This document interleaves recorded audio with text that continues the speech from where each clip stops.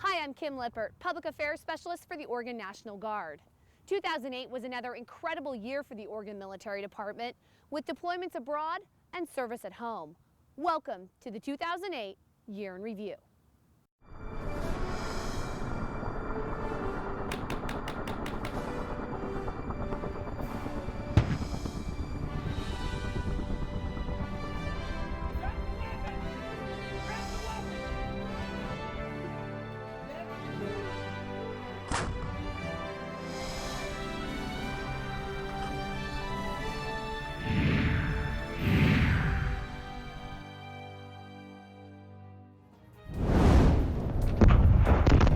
The year began with a bang, literally.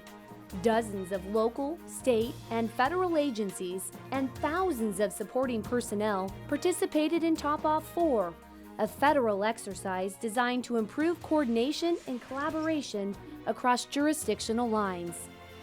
Though the largest national disaster response exercise to date, Top Off 4 was just a small part of a full training schedule for the Oregon Emergency Management Office.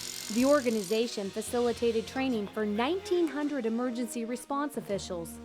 OEM also conducted nearly 40 exercises involving more than 18,000 participants.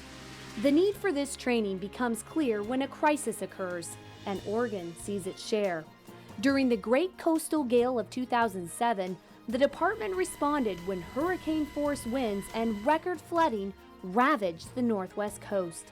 The city of Vernonia was hardest hit. Communications, power, and transportation routes were cut off to the town of 2,200 residents. OEM, under the direction of the Adjutant General, coordinated the state support. Rescuers made their way over highways blocked by downed trees and raging floodwaters. Spearheaded by members of the 125th Special Tactics Squadron, they rescued nearly 300 residents and evacuated another 200. In the following days, the State Defense Force established critical communication links to help coordinate response and recovery activities.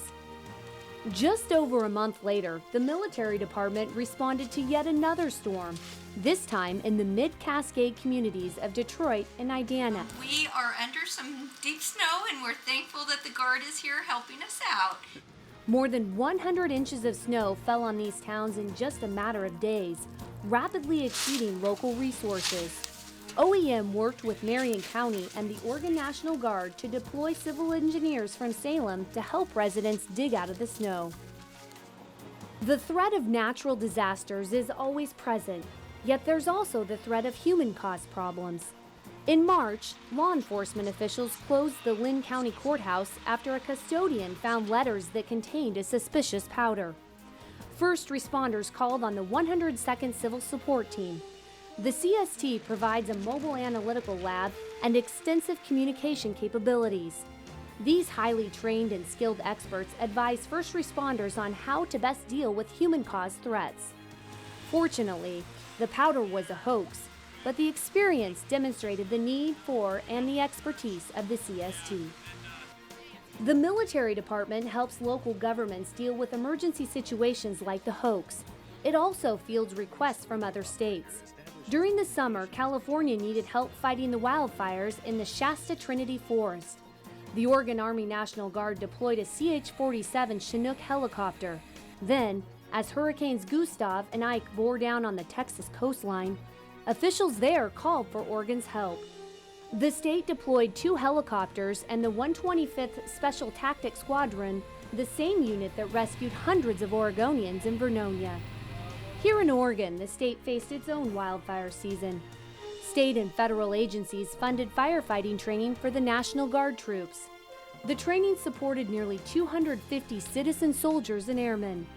These troops received a 2-year certification and will be ready for the next fire season. Just as the Oregon National Guard protects the state's land, it also protects the skies. The Portland Air National Guard Base is home to the 142nd Fighter Wing. The unit operates F-15 fighter jets that patrol across the Pacific Northwest.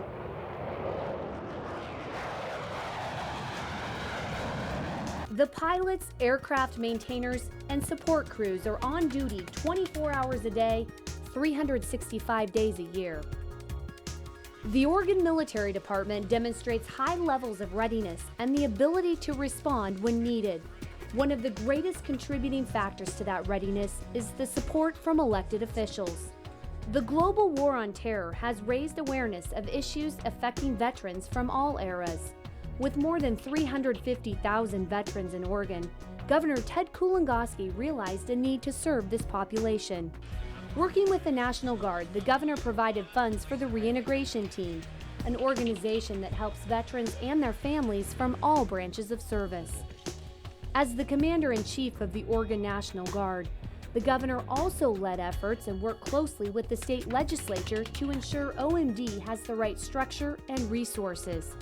The Armory Service Life Extension Plan funds maintenance and upgrades for armories so they not only serve the National Guard, but also provide their hometowns a community resource. Federal and state funding enhance the readiness of the Oregon Military Department. This $30 million facility, called the Lane County Readiness Center, will open in 2009.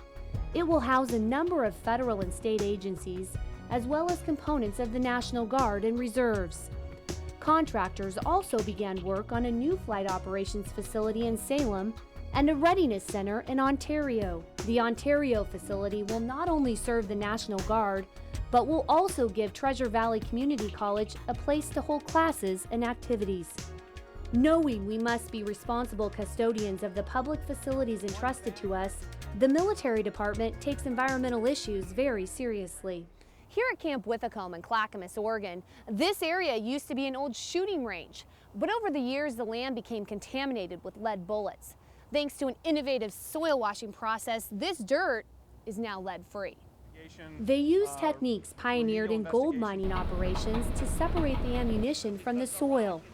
Jim Arnold, restoration manager for the Oregon Military Department, earned national recognition for his efforts to restore the land. Our commitment to the environment is matched by our commitment to our communities. The department oversees several youth-focused programs across the state. The STAR-based program partners with school districts to teach kids about science and math in a hands-on learning environment. Camp Rosenbaum at Camp Rylea works with community organizations to give kids from the inner city a week-long outdoor adventure. Camp Rosenbaum has served thousands of children for nearly 40 years. The OMD also has an award-winning educational program focused on helping high school dropouts get back on track. For several years, the Oregon Youth Challenge program has been recognized as among the best in the United States. The OYCP gives kids who have struggled in school an opportunity to earn credit toward graduation or their GEDs.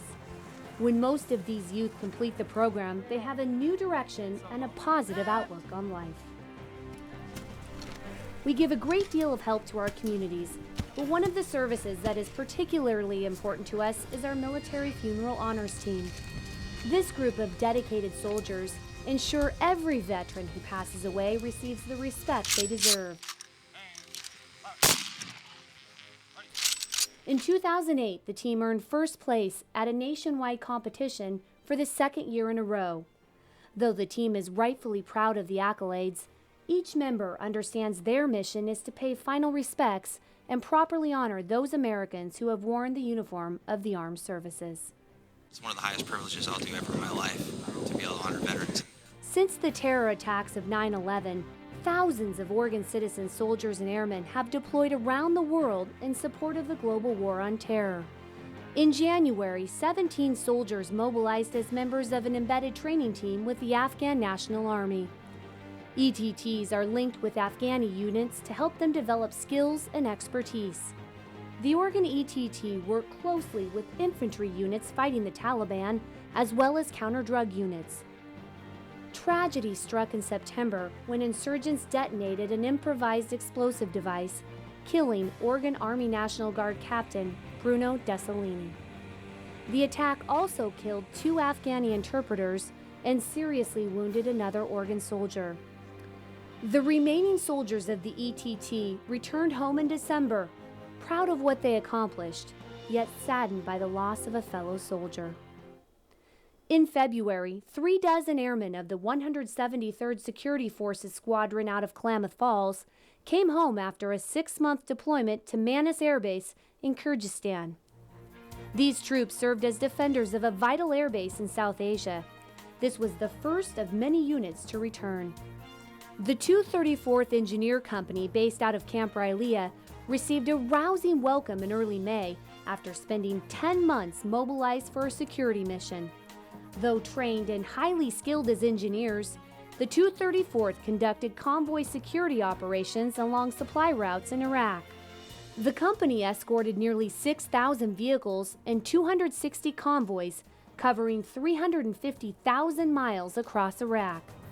The following month, Alpha Company of the 641st Aviation Battalion returned home from their 6-month deployment to Balad, Iraq. About a dozen aviators and crew members flew the C-23 Sherpa airplane, covering Mosul, Kirkuk, Basra, and a dozen more bases throughout the country. The unit transported sensitive cargo and detained personnel, establishing an operational tempo beyond that of any other C-23 unit previously deployed to Iraq. Days later, the 115th Mobile Public Affairs Detachment returned to its home station in Salem. Though a small unit, this 20-member group had a large impact. They provided an essential link between soldiers and the media, helping to tell the story of the U.S. at war. I don't think we could be prouder. The mission was accomplished, and we're all home. In June, more than 120 soldiers of the 224th Engineer Company, headquartered in Albany, returned home to a welcome at the Lynn County Fairgrounds and Expo Center. These engineers focused on their primary mission, horizontal construction. The unit built and repaired roads to ensure the safe travel of military convoys while denying insurgents access to the roads. In addition, the engineers constructed protective berms to deter attacks. They also helped build temporary outposts for coalition forces and the Iraqi army. Though many units have returned, others are still deployed or will deploy in the next year. The deployments continue with the mobilization in January of more than 100 soldiers from Charlie Company 7th Battalion, 158th Aviation Regiment. The unit will deploy with 12 UH-60 Black Hawk helicopters for duty in Iraq. In the spring of 2009, the Oregon National Guard will face its largest deployment since World War II. More than 3,000 soldiers of the 41st Infantry Brigade Combat Team, headquartered in Tigard, will mobilize for a critical security mission in Iraq. To help them prepare, the soldiers trained at Gowan Field, Idaho in August. The soldiers integrated global positioning, video equipment, and weapons systems into their training. This enabled commanders to see training in real time. Later, the soldiers watched their engagements, learning valuable lessons. I expected a lot of them when I came over here today to see the training, and they exceeded even my very high expectations. The Oregon Military Department is a dynamic organization committed to serving this great state of Oregon while meeting federal obligations. It is always ready, always there when needed, thanks to its commitment to the guiding principles of competence, confidence, courage, and commitment.